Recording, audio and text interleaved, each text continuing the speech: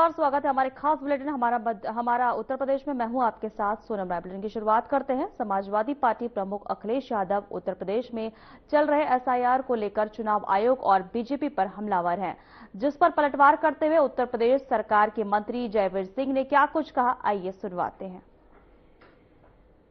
देखिए, मुख्य बात यह है कि आज अखिलेश जी बिहार की हार के बाद इतने हताश, निराश और उदास हैं कि ऊल जलूल बयानबाजी संवैधानिक संस्थाओं पर, चुनी हुई सरकारों पर, लोकतंत्र को कमजोर करने के लिए कर रहे हैं। जिस तरीके से एसआईआर का मतलब भारत निर्वाचन आयोग के द्वारा मतदाता सूची को पवित्र करने का, शुद्धिकरण करने का, मरे हुए वोटों को हटाने का, डबलिंग को हटाने का, या जो विस्थापित का अता पता नहीं है, ऐसे लोगों को मतदाता सूची में शुद्धिकरण का काम घर घर बीएलओ भेज करके नाम जुड़वाने का काम हो रहा है, नाम कटाने का काम नहीं हो रहा। एक स्वच्छतापूर्ण पारदर्शिता की मतदाता सूची को भी अखिलेश जी हजम नहीं कर पा रहे हैं और खुद अपना वोट भी मिलवा रहे हैं, खुद एसआईआर भी भर रहे हैं।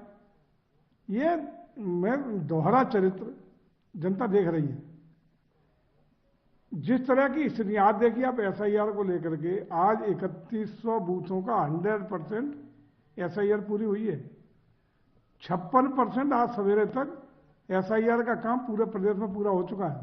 इसका मतलब उत्तर प्रदेश की जनता, उत्तर प्रदेश के बीएलओ, उत्तर प्रदेश के सभी लोगों के सहयोग और आशीर्वाद से, लगाव से ये काम निर्विघ्न तरीके से पूरा हो रहा है, जिससे हर वो मतदाता जिसका नाम मतदाता सूची में होना चाहिए वो 100% उसमें रहे। लेकिन ऐसे मतदाता जिनका कहीं अता पता नहीं, जो डबलिंग है, डबल नाम है, गांव में भी है, शहर में भी है, 3-3, 4-4 जगह लिखाए हुए है, उसका नाम सिंगल जगह पे हो। लड़की की शादी हो गई, आज उसके मायके में भी नाम चल रहा है, ससुराल में भी चल रहा है। लोग मर गए, 10-10 साल हो गए, मरे हुए मुर्दों के नाम मतदाता सूची में चल रहे हैं। ऐसे नाम जिनका अता पता ही नहीं है, कहीं विस्थापित हो गए, उनके नाम मतदाता सूची में चल रहे हैं। इनको शुद्धिकरण करने का काम किया जा रहा है।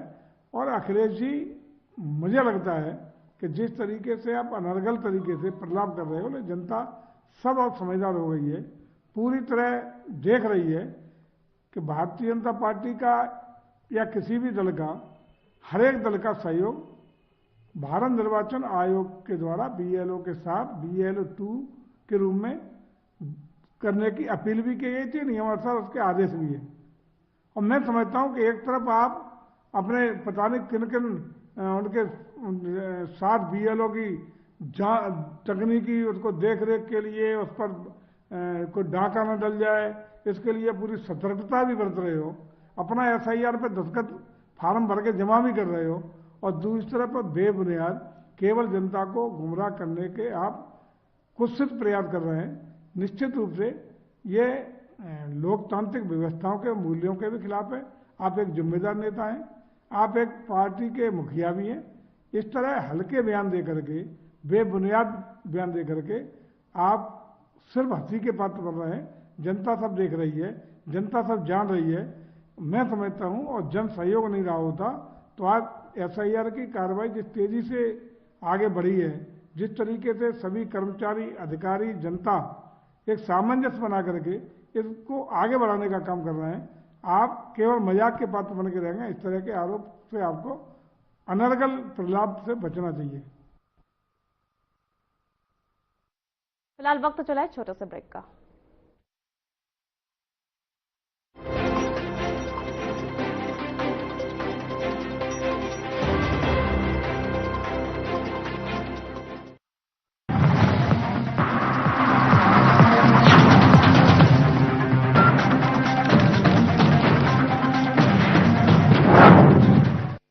मेहनत और समर्पण के प्रतीक अन्नदाताओं को डबल इंजन सरकार ने दी है नई पहचान।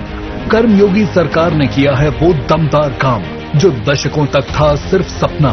उत्कर्ष के इन 8 वर्षों में गन्ना किसानों को किया गया है रिकॉर्ड 2,90,000 करोड़ रुपए से अधिक गन्ना मूल्य का भुगतान। वर्ष 2007 से 2017 तक हुए भुगतान से यह 1,48,000 करोड़ रुपए है अधिक। माननीय मुख्यमंत्री योगी आदित्यनाथ के नेतृत्व में पारदर्शिता और तकनीक से जुड़ी नई व्यवस्था ने बदली है गन्ना किसानों की तकदीर।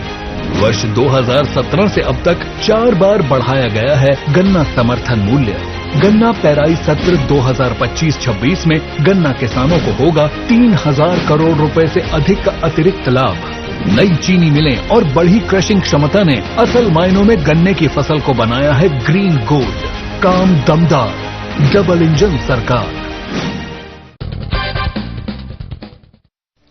नमस्कार दोस्तों, हम सभी जानते हैं मोर हमारा राष्ट्रीय पक्षी है। इसके अलावा हिंदू संस्कृति और ज्योतिष शास्त्र में भी मोर पंख का खास महत्व है। कहते हैं मोर के पंखों में देवी देवताओं और 9 ग्रहों का वास होता है।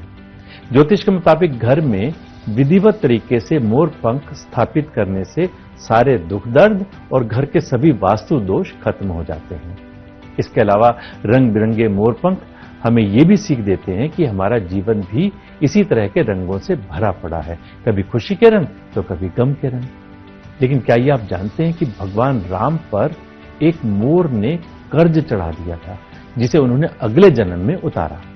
दोस्तों, ऐसा कहा जाता है कि वनवास के दौरान माता सीता को पानी की प्यास लगी। राम जी ने चारों ओर इधर उधर देखा, उन्हें दूर दूर तक जंगल ही जंगल दिख रहा था। उन्होंने जंगल देवता से प्रार्थना की और कहा कि हे जंगल देवता, हमें पानी की ओर जाने का रास्ता बताइए। थोड़ी देर में एक मोर आया और उसने राम जी से कहा, प्रभु चलिए, मैं जलाशय तक आपका मार्गदर्शक बन जाता हूं, लेकिन रास्ते में कोई भूल चूक होने की संभावना है। राम जी ने पूछा, वो क्यों? मोर ने कहा, प्रभु मैं तो उड़ता हुआ जाऊंगा और आप चलते हुए, ऐसे में आप रास्ता भटक सकते हैं, इसलिए मैं रास्ते के बीच बीच में अपना एयर मोर पंख निशानी के लिए छोड़ता जाऊंगा। उसका पीछा करते करते आप जलाशय तक पहुंच जाएंगे। दोस्तों, सच बात यह है कि मोर के पंख एक विशेष समय और एक खास मौसम में ही बिखरते हैं। अगर वो अपनी इच्छा के विरुद्ध पंखों को बिखेरेगा तो उसकी मृत्यु हो जाती है, और वही इस मोर का भी हुआ। आखिर में जब मोर अंतिम सांस ले रहा था तो वो कहता है कि मैं कितना भाग्यशाली हूं कि जो सारी दुनिया की प्यास बुझाते हैं, ऐसे प्रभु की प्यास बुझाने का मुझे सौभाग्य मिला। मेरा जीवन धन्य हो गया, अब मेरी कोई भी इच्छा शेष नहीं रह गई। इस पर श्री राम ने मोर से कहा कि मेरे लिए तुमने जो मोर पंख बिखेर कर मुझ पर जो कर्ज चढ़ाया है, मैं उस कर्ज को अगले जन्म में जरूर चुकाऊंगा। उसके बाद अगले जन्म में भगवान राम ने कृष्ण का अवतार लिया और अपने सिर पर मोर पंख धारण किया। आप भी मोर में प्रभु राम और श्री कृष्ण के दर्शन कर सकते हैं और साक्षात मोर पंख को अपने मंदिर में सजाकर आशीर्वाद प्राप्त कर सकते हैं। मैं पिछले हफ्ते जयपुर जिस स्थान पर गया, वहां कम से कम 200 मोर थे, जिनके साथ रहने का आनंद और सौभाग्य मुझे मिला। इसलिए सारी जानकारी एकत्र करके आपसे साझा की है। आप भी जब कभी मोर को देखें तो ओम नमो भगवते वासुदेवाय मंत्र बोलकर ये अनुभव कर सकते हैं कि आप भी साक्षात कृष्ण जी के दर्शन कर रहे हैं। सच में ये मोर पंख इतना भी सुंदर ना होता, कृष्ण, अगर ये तेरे सिर पर ना सजा होता। नमस्कार।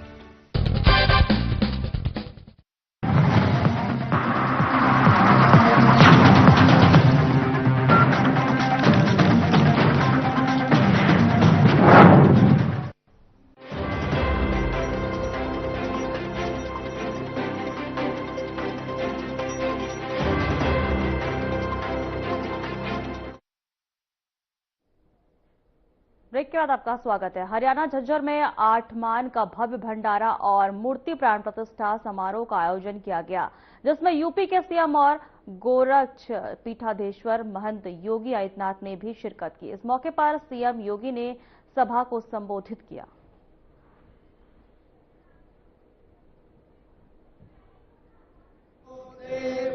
बहनों और भाइयों,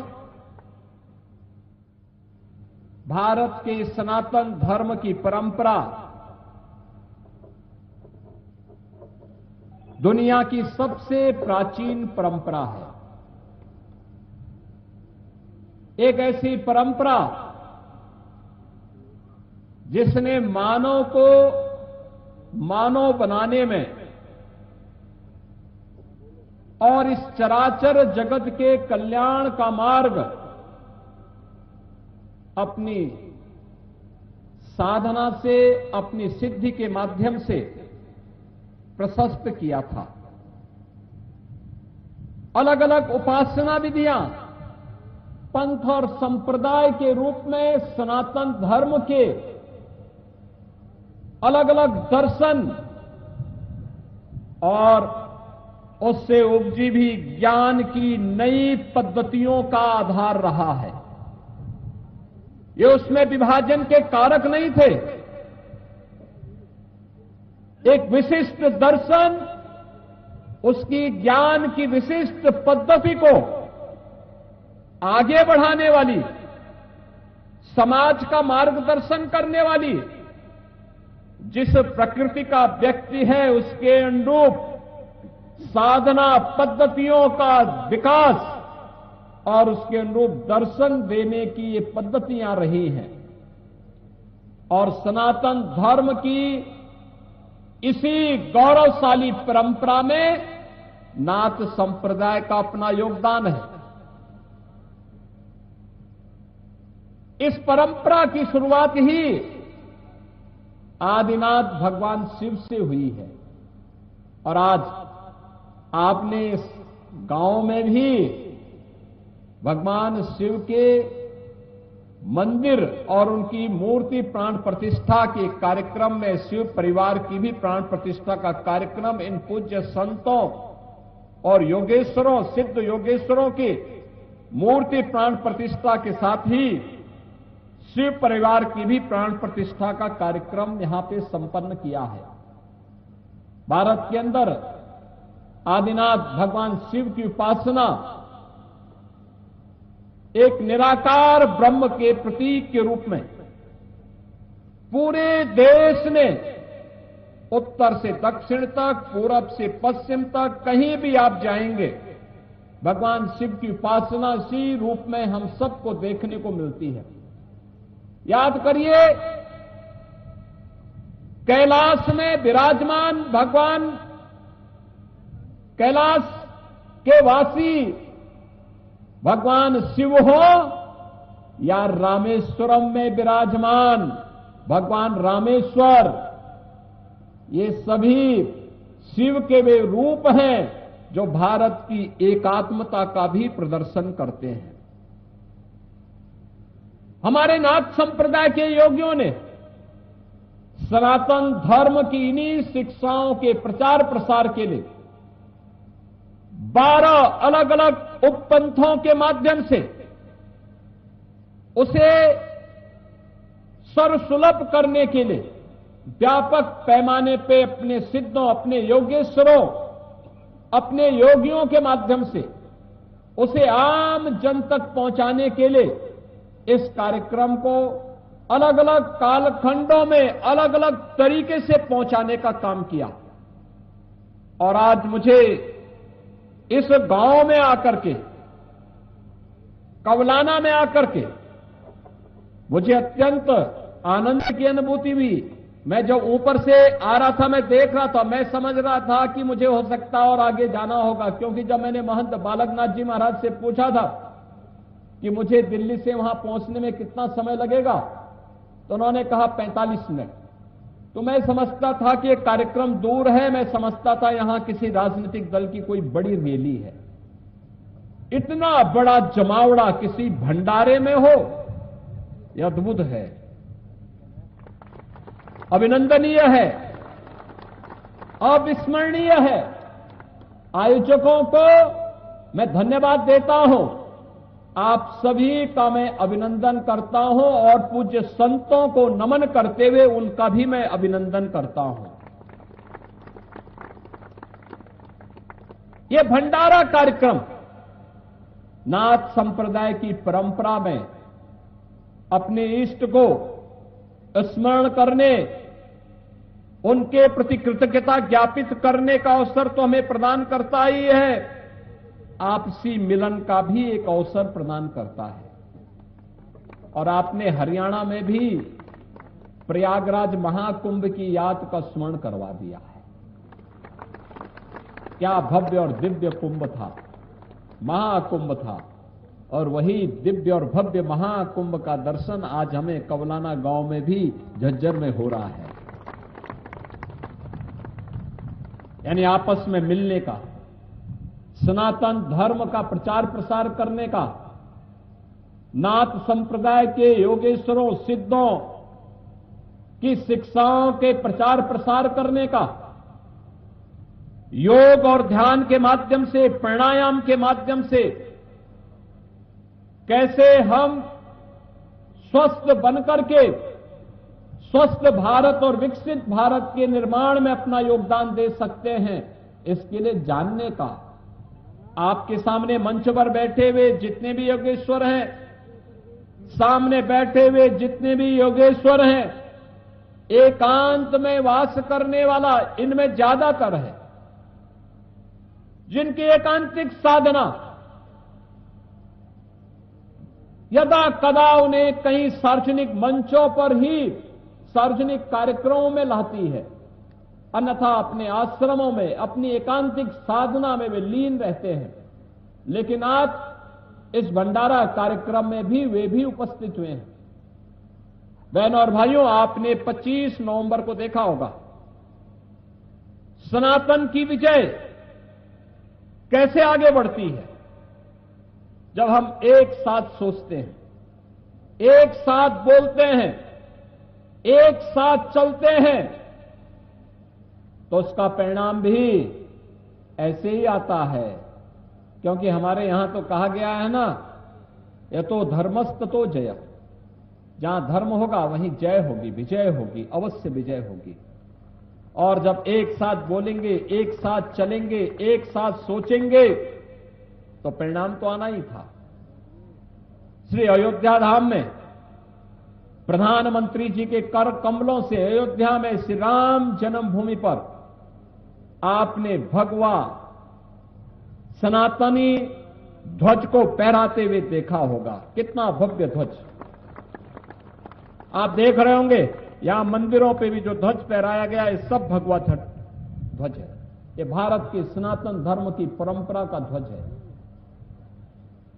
ये भारत के सनातन धर्म की परंपरा का प्रतीक है। ये केवल एक वस्त्र नहीं, ये आसमान की ऊंचाइयों को छूने वाला, हर सम विषम परिस्थितियों में सनातन धर्म अपने मूल्य और आदर्शों की पताका को ऐसे ही ऊंचा बना करके रखेगा। यह संदेश देने वाला एक कार्यक्रम अयोध्या धाम में आपने देखा होगा। 500 वर्षों के बाद यह अवसर आया था। याद करिए, जब 9 नवंबर 2019 को माननीय उच्चतम न्यायालय ने सर्वसम्मति से फैसला दिया कि जहां अयोध्या में रामलला विराजमान है, वही प्रभु श्री राम की पावन जन्म भूमि है, और वहां पे मंदिर निर्माण का मार्ग प्रशस्त कर दिया। पहली बार हुआ जब भारत का कोई प्रधानमंत्री अयोध्या में गया था, और अयोध्या में जाकर के उन्होंने अपने कर कमलों से प्रभु के मंदिर निर्माण के कार्यक्रम का शुभारंभ किया था। मोदी जी स्वयं गए थे और वहां पर इस कार्यक्रम का शुभारंभ किया। दूसरा, जब गत वर्ष अयोध्या धाम में भगवान के मंदिर में भगवान श्री राम का 500 वर्षों के बाद मूर्ति प्राण प्रतिष्ठा का कार्यक्रम हुआ था, तब भी अयोध्या धाम की इस अलौकिक छटा को दुनिया ने देखा था। भारत के गौरव को दुनिया ने अनुभव किया था। और तीसरी घटना 25 नवंबर को घटित होती है। आपने देखा होगा कैसे अयोध्या में भगवान राम के भव्य मंदिर में एक भगवा धर्म ध्वजा कैसे लहरा रही है, एकदम लहरा रही है, सनातन के गौरव की प्रतीक बन गई है। ये भगवा धर्म ध्वज एक संदेश दे रही है विश्व को कि सत्य और धर्म का मार्ग सदैव ऊंचा रहता है और हमेशा ऊंचा रहेगा। इसको कोई झुका नहीं सकता, कोई झुका नहीं सकता है। धर्म की जय होगी, अवश्य जय होगी। हमें विचलित हुए बगैर अपने पथ का अनुसरण करने के लिए तैयार होना होगा और यही संदेश हमारे भंडारा कार्यक्रमों के माध्यम से भी हमारे संतगण देते हैं। एकजुटता का, एकजुट होकर के सब कार्य करते हैं। बहनों और भाइयों, आज जब मैं हरियाणा में आया हूं इस कार्यक्रम में, मुझे दो बातें आपके साथ करनी है और वो बातें इसलिए करनी है, हजारों की संख्या में यहां पे संतगण भी हैं, योगेश्वर भी हैं, भक्तगण भी हैं और हम लोग आज इस भंडारा कार्यक्रम में हैं। भंडारा कार्यक्रम में इसलिए है, एक भारत के अंदर भारत के अनुरूप, भारत की सोच के अनुरूप सरकारें हैं। हरियाणा में भी डबल इंजन की सरकार है, डबल इंजन की सरकार। दोनों मिलकर के एक दिशा में सोचते हैं। हरियाणा विकास के पथ पर आगे बढ़ रहा है। यहां के लोकप्रिय मुख्यमंत्री श्री नायब सिंह सैनी जी के नेतृत्व में आज भी हरियाणा एक नए विकास के प्रतिमान को स्थापित करते हुए आगे बढ़ रहा है। तो स्वाभाविक रूप से जब स्वर्ण युग आता है तो हमें उतना ही चैतन्य और सतर्क रहने की भी प्रेरणा देता है। याद करना, भारत का जब स्वर्ण युग आया था तब विदेशी हमले भी होने प्रारंभ हो गए थे। हमें फिर से सतर्क होना होगा। ये हमले दो प्रकार से होंगे। एक हमला आज के दिन पे पीछे हाथ होगा विदेशियों का, लेकिन सतर्क हमें होना होगा। ये हमले दो प्रकार के होंगे। एक हमला होगा धर्मांतरण के माध्यम से और दूसरा होगा नशा के माध्यम से। याद करना, हम सबको याद रखना होगा, कोई भी सनातन विरोधी कार्य स्वीकार्य नहीं होना चाहिए। भारत और विश्व मानवता की रक्षा करने के लिए सनातन धर्म की रक्षा आवश्यक है। अगर दुनिया के अंदर इस चराचर जगत की रक्षा करनी है तो सनातन की रक्षा करनी होगी। उसे सुरक्षित करना होगा, उसे हर हाल में सुरक्षित बनाना होगा और ये तभी होगा जब हम सब मिलकर के एक रहेंगे। हमें बंटना नहीं है, बटेंगे तो कटेंगे। याद करना, जब भी हुआ है, जब भी बटे हैं, यही हुआ है। ये जाति के नाम पर नहीं बंटना है, तुष्टीकरण के नाम पे नहीं बंटना है, क्षेत्र के नाम पे नहीं बंटना है, भाषा के नाम पे नहीं बंटना है। सबको एक रहना है, एकजुट होकर के भारत के सनातन धर्म की ध्वजा पताका को अयोध्या में जैसे राम जन्मभूमि पे धर्म ध्वजा फहरा रही है, ऐसे ही सनातन की धर्म ध्वजा हर घर पर, हर सनातनी के घर पर लहराती हुई दिखाई देनी चाहिए। और दूसरा, नशा के खिलाफ एक प्रहार। ये नशा के कारोबार पूरी व्यवस्था को खोखला बनाने का कार्य कर रहे हैं।